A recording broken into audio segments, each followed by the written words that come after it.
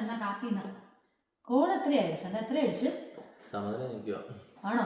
അയ്യോ ആരും ജയിക്കുമ്പോ അല്ലേ? നല്ല പെർഫ്യൂമിന് വേണമല്ലോ. അത് ഞാൻ കഴിഞ്ഞ ദിവസേ ഷോപ്പിൽ പോയി വാങ്ങിച്ച പുതിയ പെർഫ്യൂം. നല്ല സ്മെല്ലല്ലേ? പുതിയ ഡ്രസ്സാണോ? ഇത് ഞാൻ അല്ലെങ്കിൽ ഞാൻ വീട്ടിൽ എപ്പോഴും നല്ല അടിപൊളി ഡ്രസ് ഇട്ടല്ലേ